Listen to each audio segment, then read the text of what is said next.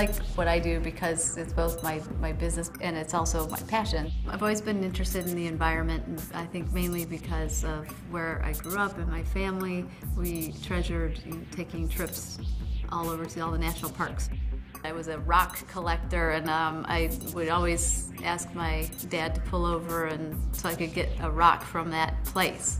When we left for the trips, my suitcase was light and empty, and when we came back it was really full and could hardly be carried in the trunk. Environmentalism in architecture is really about being specific about a place.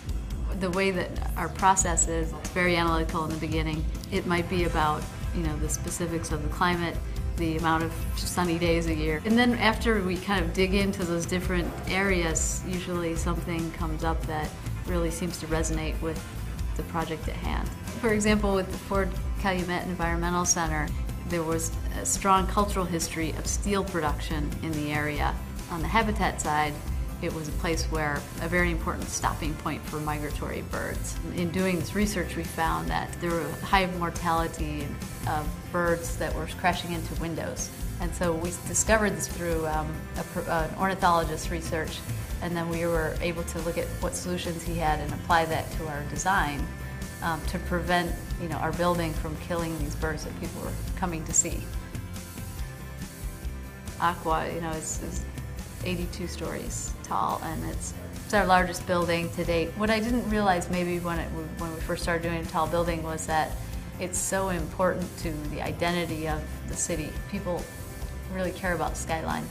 I think it's the same for the community buildings. They're really important to people on the scale of the community for identity. So they both have an equal power. One of them we recently finished was the SOS Children's Village. SOS it's a social service organization that they train foster parents. A lot of times architecture is only for the 2% of the population that can afford to hire architects. The place where you grow up, the building that you live in, your home and your community are some of the most important things, impactful things on how you see the world.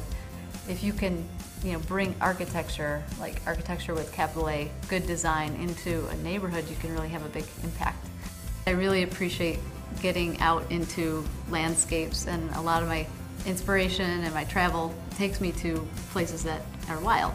I live in a city and I work in a city, but I really value these wild places, and I thought NRDC was doing the most to preserve them, protect them. I'm in the Midwest. We have a huge resource, the Great Lakes. It's endangered. I thought it was great that NRDC was coming to the Midwest to protect that resource.